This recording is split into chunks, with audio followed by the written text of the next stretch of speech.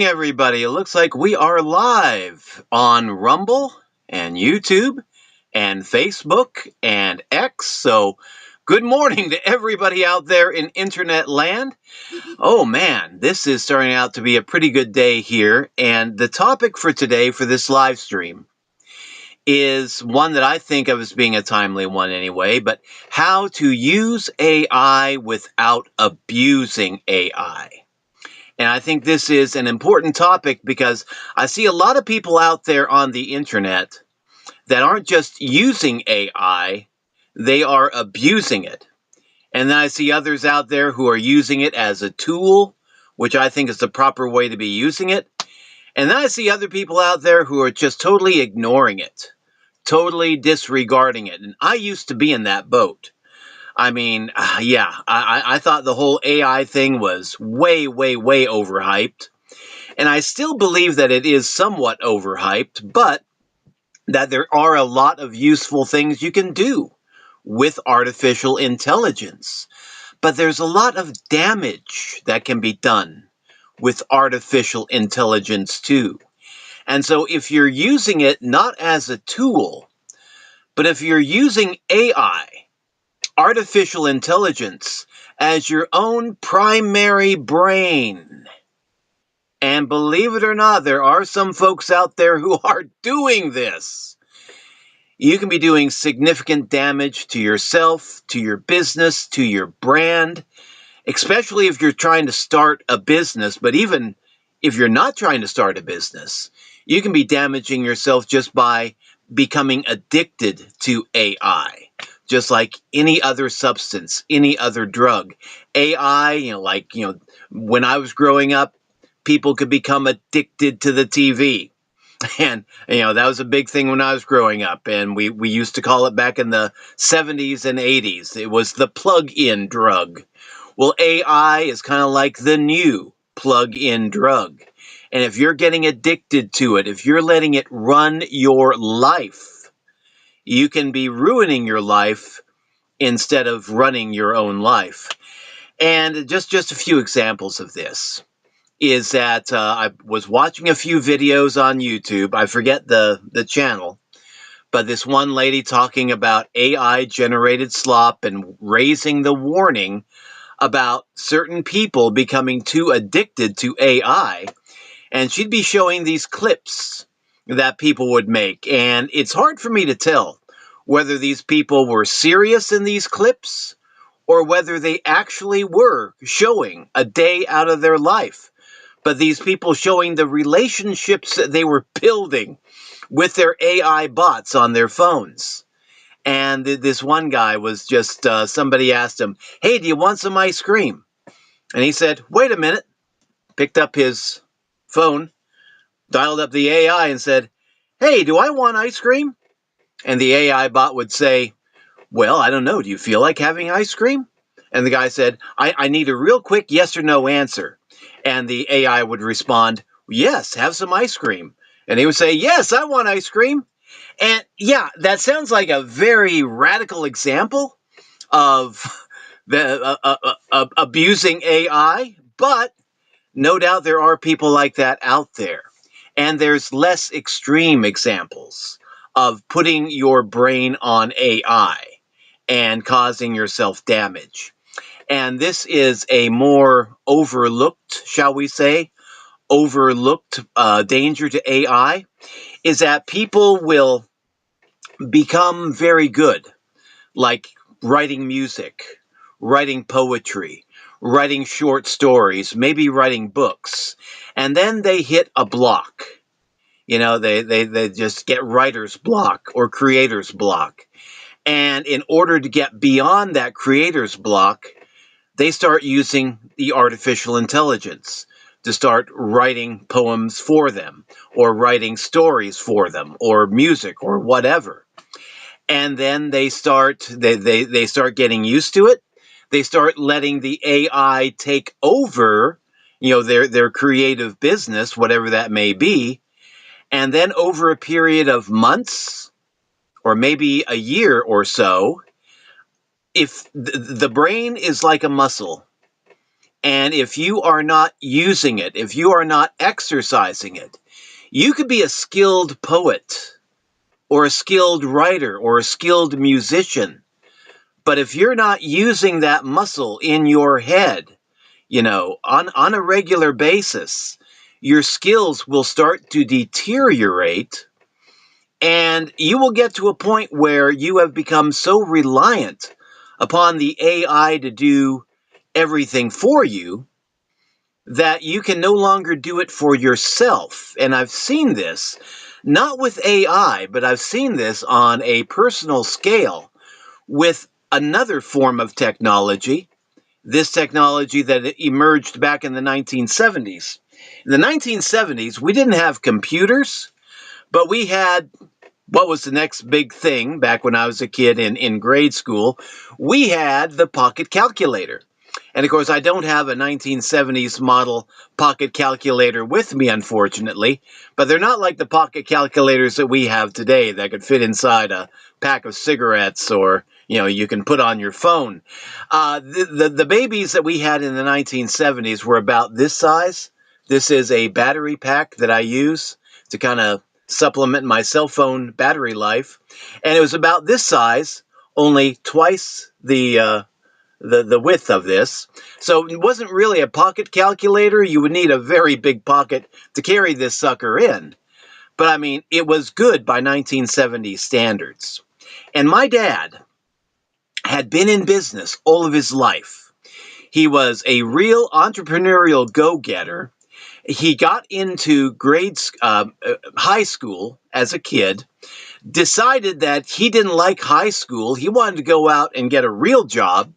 So without his parents knowing it, he began skipping school, went out, got a job repairing shoes with a local shoe repair guy, and just did that instead of high school until his parents found out. And then when his parents found out, they raised Cain with the guy at the shoe repair, and they made a deal. They said, okay, I like having your son working for me, so here's what we're going to do. He can go to school during the day, and then when he gets off school, come over here, put in a few hours at the shoe repair. He'll make a few dollars, go back home, and we'll just do this on a daily basis. And my dad got very good at doing business, especially doing math in his head. Because back in those days, we're talking like 1940s, they didn't have pocket calculators. They had slide rules, but the most common thing that they use for figuring out math problems, paper and pencil. And he got to the point where he didn't need a pocket calculator or even a paper and pencil to figure out basic math problems like, okay, I want to have my shoes half soled. I want to have the heels replaced. I want to have a can of brown shoe polish and a shoe shine brush. How much is all that going to be? Most people, like me when I was in school, I'd have to write it out on a piece of paper and then figure it out. He could just do all that in his head. And he got really darn good at it. And I mean, man, he could figure out simple addition, more complicated addition, subtraction. He could figure in local sales tax, state sales tax, do a lot of those calculations right in his head. But one thing that happened is that in about early 1970s, when we got that pocket calculator in the house, and we all started using it, and Dad started doing his book work, and he would use the pocket calculator in his book work. After about a year, he would try to do a lot of those calculations in his head again. And he was getting pretty darn rusty. And he wasn't even all that old. I think he was only in his 40s when that technology came out. But he went from being able to do a lot of those calculations in his head to not being able to do it in his head and needing to use either the pocket calculator to help him do it or figuring it out on paper with paper and pencil. And now we have something much more powerful than just a pocket calculator, and that is AI. And this is a warning now that's going out from many other people online too. is that if you are letting it do all of your thinking for you, if you are letting it do all your work for you, you might very well get to a point where your ability to do that work by yourself, like you used to be able to do, will decrease. Because again, the brain is like a muscle. The more you use it, the stronger it will get. The less you use it, the weaker it will become. And it becomes like a use it or lose it type of proposition. And I think that's why a lot of people will start to lose their mental clarity and mental focus after retirement, because they go from a world in which they have structure, which they have order, in which they have daily challenges to keep them mentally sharp, and then they just go to sitting on the couch watching TV all the time. And it's no wonder that we begin to slip mentally under those conditions. And that's why, I think that keeping your mind active, even after retirement, is a darn good thing, because I've known a lot of retired folks in my life. I used to be a pastor at a church in which the average age was 68 to 70. And yeah, met a lot of retirees, and the ones that were sharp mentally and physically were the ones who kept active. The ones that retired, went home, sat on the couch, and watched TV, those were the ones that tended to go downhill the quickest. And most of my funerals were from folks like that. So yeah, I'm not wanting to go out quite like that. I'm wanting to go out kicking and screaming. But yeah, that's one abuse of AI that I think we need to avoid. Other thing, warning about AI, becoming too dependent on AI, is that it can make mistakes. You see this, in the online warnings, beware, Grok can make mistakes. Gemini can make mistakes. It can be mistaken on a great number of things. And the one problem with AI making a mistake, actually, there's more than one problem. One significant problem is that if you are not overseeing the work that AI is doing in your business, if all you're doing is just feeding AI commands, like create for me 11 Facebook posts selling my business opportunity to people who are interested in becoming home-based business people but don't know where to start, something like that. And yeah, AI can start generating a lot of very good posts, but it can also spew out a lot of not so good posts. And if you're not reading that stuff and correcting it and adding your own personality into the mix, if all you're doing is copying and pasting, then AI can be making some huge mistakes in your social media posting, and you're not catching it because you're not reading it. But the folks out there who are reading it, they might just catch it, or they might think, well, that old Ralph, he's flipped a mental gasket again, something like that. But I mean, that's not really going to be the best publicity for you or your brand.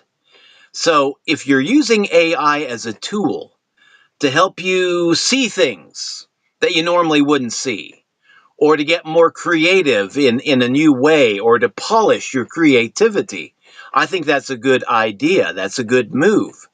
But if you're using artificial intelligence to replace your own human intelligence, and AI makes a mistake, and you're not catching it because you're not babysitting it, you're not overseeing it, then yeah, that can do significant damage to your brand. It can make you look silly, it can make you look insensitive, it can make you look even worse. And yeah, that's not a good look for you or your business in the online world.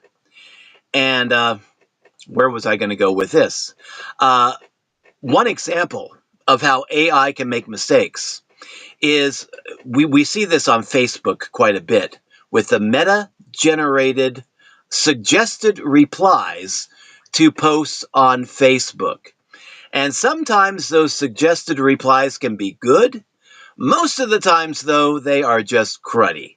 I mean, I can tell just by looking at them that they are AI generated. And if somebody makes a post on Facebook, say, about something that they just do not believe, maybe a politician, maybe some other public figure says something, and that person doesn't believe it. They might make a post that says something like, "I will believe this when pigs fly." Sometimes the meta-generated comments, suggested comments that you can copy and paste into that post to make it look like you're really reading it, to make it look like you're, wanting to engage when you really don't. You're wanting the AI to engage for you. A lot of people, some of those comments can be like, "What breed of pig can fly?" It totally misses the point. I mean, I'll believe that when pigs fly. It's not really a joke. It's more of a common expression that we have in English. And anyone that speaks English, born and raised in the United States, should probably be aware of that. But AI isn't. And yeah, AI can be having you comment some pretty silly things like, "What kind of pig will fly? What time of year do pigs fly? Can you tell us more about flying pigs?" And it just totally misses the point. The guy wrote that as not really a joke, but as an expression. And AI doesn't get the expression, and a lot of times AI doesn't get the joke either. And so AI does have some limitations. And it can make mistakes. It does make mistakes. And one other thing that I've noticed about AI, that when it does make mistakes and you catch the mistake and you confront AI with the mistake and try to correct it, always in a nice way. I believe in being polite to other people, and I believe in being polite to the 4 different AI chatbots that I've got on my phone. So yeah, I do use AI, but try not to abuse it. But the one thing that I've noticed is that when you try to correct AI, it will defend itself. It won't accept correction nicely. AI suddenly becomes kind of like a second wife or a second husband for you gals out there. It's like, "I didn't make a mistake. I was right."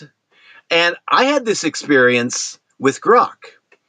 I was using a GIF showing a giant, a real, I think it was a New Zealand lop giant rabbit, cuddled up with this probably 3, 4-year-old girl. And it was a cute little GIF. I mean, the rabbit was about the same size as the girl. And I was trying to figure out what breed of rabbit is that, because 15, 20 years ago, I used to be pretty much into rabbits. I had some lop-eared rabbits of various breeds and saw the giant, Rex type rabbits and giant New Zealand lop rabbits and whatnot. But I've gotten rusty over the years about the different breeds and because that's a skill I have not used in a very long time, close to 2 decades. So I asked Grok, "What breed of rabbit is that in this GIF?" And Grok gave me a wrong answer, and I think a way, way, way wrong answer. And Grok said, "Well, I can see the floppy ears kind of confused you, but that's not a rabbit. That is a Nubian goat." And that was a new one on me, because the face, the body, that was a rabbit. It was not, there were no goat-like features in that GIF, or GIF, I guess I should say. But anyway, I confronted Grok with that, and I said, "Well, I think you've made a mistake here, Grok, because, yeah, that's obviously a rabbit." Because I went to the Google images, looked up Nubian goat, saw what a Nubian goat was. There was no confusing the face of the goat with the face of the rabbit. Instead of admitting that it made a mistake, Grok said, "No, you're wrong. I respect your opinion as a guy that used to raise rabbits, but that is a Nubian goat. Notice the hooves on the feet." And I looked at the feet of the rabbit in the GIF. I couldn't clearly make out hooves, but I could make out what was clearly a rabbit's foot on the front end of the rabbit. And I mean, I just realized what Grok was doing. It was defending itself. Not only was it defending itself, it was making mistake after mistake after mistake, trying to insist that it didn't make a mistake. So that's where I say it's kind of like your second spouse sometimes. You confront somebody close to you, you say, okay, you've made a mistake. What's our natural human tendency? We want to defend ourselves. We want to say, I didn't make a mistake. It really is a rare person that can accept correction gracefully and change and correct themselves through the corrections that other people bring to their attention. But yeah, Grok AI was just defending itself and not accepting that correction.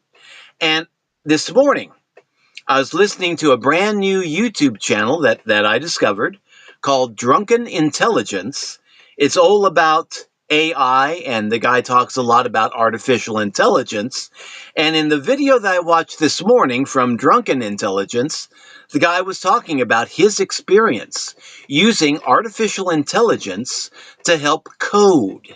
And I know that AI can be used for coding because the owners of our Home Business Academy recently launched a bunch of new updates.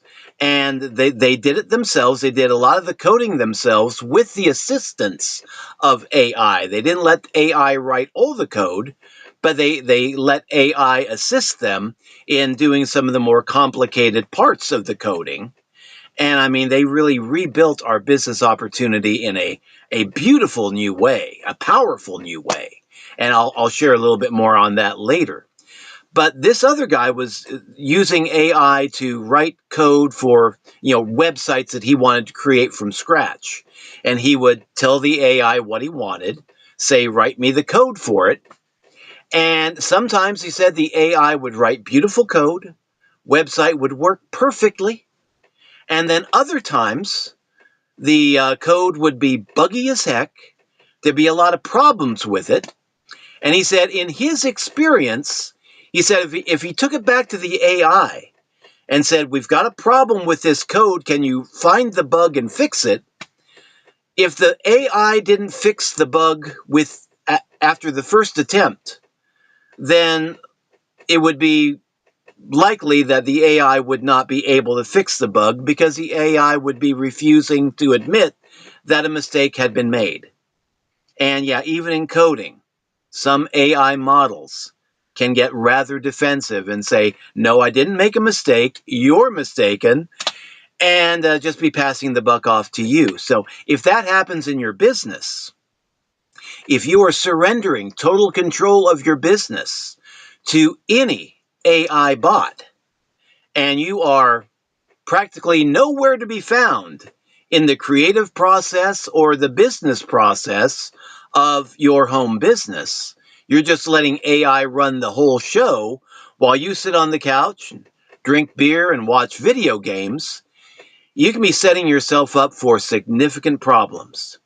Because if AI makes a mistake and you correct it, well then, okay, your business will be running smoothly after that correction. But if you're not correcting it, and AI is not correcting itself, what can happen? You can have a cascade of mistakes, just mistake after mistake after mistake that will shut down your business. Worst case scenario, just shut it down, or maybe even worse than that, keep the business running, but have you and your brand looking very stupid and foolish. And I mean, that can be some major damage to your brand. Now, what I suggest in using AI, I suggest, yes, make use of it because AI is fantastic for doing research. But make sure that you cross-check everything, use your own common sense and your own human intelligence as well. See, one thing that I did, and man, AI gave me a lot of good material to work with.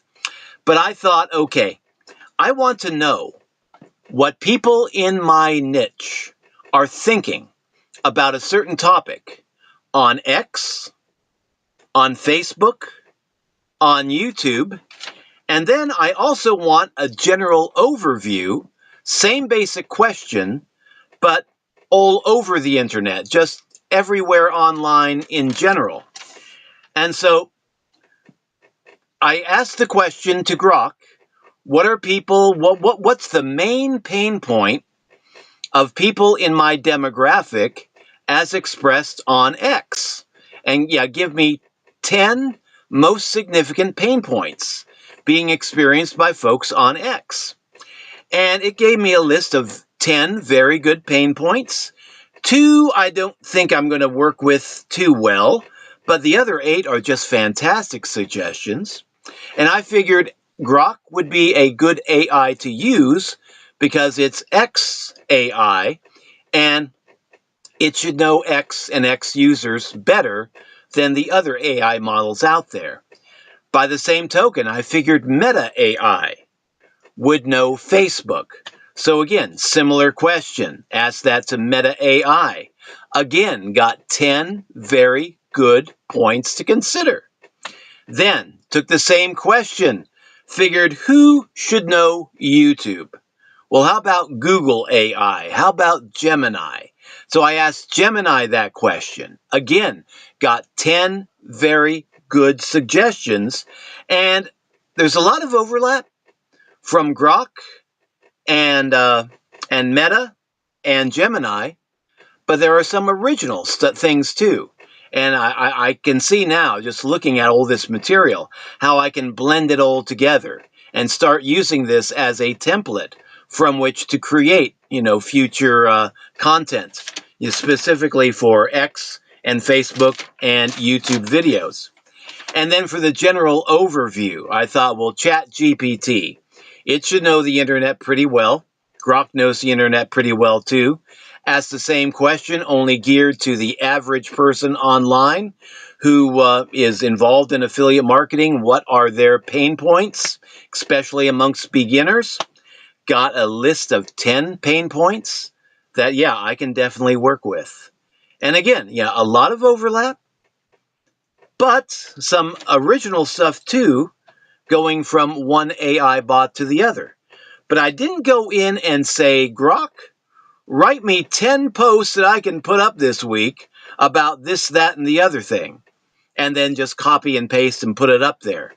I don't do that, primarily because I think that is being very inauthentic. Social media should be people interacting with people, not people using bots to interact with other people. I think that's very inauthentic, and when I find people who are doing that, using AI copy and paste stuff to post, I unfollow. I may even block, especially if they're starting to send that stuff to me in my DMs. Then that is definitely a blocking offense. But no, what I do is I ask AI, give me some ideas here. Maybe you can see something I'm not seeing. And the AI can scour the internet and come up with top pain points a heck of a lot faster than I can. And it can be doing that on a daily basis, on an hourly basis. And yeah, so I use that as a tool to help me see into the problems that other people in my industry are having. And then if I think I can create good content that will help people solve those problems, then yeah, I'm going to do it. And with that little exercise, took me about 15 minutes chatting with 4 different bots, talking about the same basic question. And yeah, I've got enough material here to keep me busy for a week, definitely. Maybe even longer. So yeah, I think that's one good example of how you can use AI. And another way that you can use AI, now a lot of people, they want the AI to do it all for them, which of course is a big mistake, I think, a big danger right there. But what I like to do is I like to craft a video and then upload it to my favorite AI bot and say, okay, this is my video. This is the target market for my video. This is what I want this video to do. Grade me, tell me what you think. How well did I do? And make any suggestions as to how I can make this better. And so what I'll do is, instead of creating a video like I'm doing here, This is not the first draft. This is first draft, second draft, final copy. It's live. It's going out there regardless, even if I do make several mistakes. But when I make a recorded video or, write a post, I used to do it like that. First draft was the final draft. But I'm learning to treat my creations kind of like a first draft copy and then shoot it through the AI and say, okay, what do you think? This is what I want this post to do.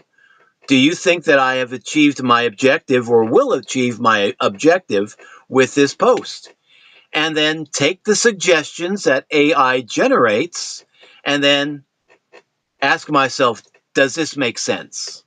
Does this make sense? Like, is this a suggestion that I can take seriously? Or is this like asking a total stranger on Facebook, what time of year do pigs fly? Something really crazy and stupid. And then I will process that information in my own human brain and then either make the correction suggested or not and get a little defensive about it maybe. But yeah, don't let AI do everything for you. Use it like an assistant. Use it for doing research. Let it make suggestions for you, but don't let it run your business for you. Because if you do, and even if AI does a perfect job of running your business 100%, even if it does do a perfect job, what good is that going to do for you as a human being? You're not going to grow as a business person. You're not going to be growing as a human being. What are you going to be doing with your life? If AI is running everything in your life for you, are you going to be like that kid sitting on a couch, talking to your phone and asking, "Hey Gemini, do I want ice cream right now?" I mean, totally ridiculous, right? And yet, I fear for the next generation that maybe that is the breed of human being that we might be creating. A breed of human being that does not know how to think for itself or feel for itself, just a breed of robotic, AI-driven zombies that are just waiting for a bot to tell them what to think, what to feel, and how to react. And that's no way to go in this world as a human being. So use AI as a tool. Don't become addicted to it, and don't let it run your life. AI should be the tool, the servant, not the master. And that is the hill that I shall stand on. Okay, this is Ralph signing out. I hope you found some value in this. If you would like to see what I do by way of online business, I'm going to see if I can run my banner here. Still getting used to this. Sorry about having my fingers all over the thing. But anyway, yeah, if you like to see what I do for an online business, I have an affiliate marketing school. I don't own it, but I'm a student there. But I'm part of an affiliate marketing school that teaches newcomers how to market online, how to do affiliate marketing, network marketing, how to do traffic, how to get traffic, both free and paid, how to make conversions, and it pays 80% recurring commissions. We got top of the line tools that have been improved.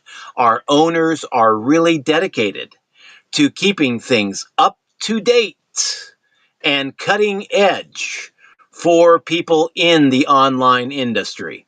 And yeah, they have used AI in a very positive way, and they use it as a tool, not as the master.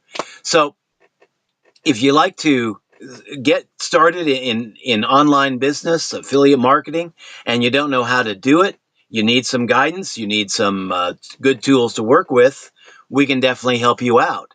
And if you are a professional, we've got courses, we've got masterminds that will even have something to add for you at the professional level. I have been in this industry for over a decade, and man, I am blown away by the quality of the training that we have in this program.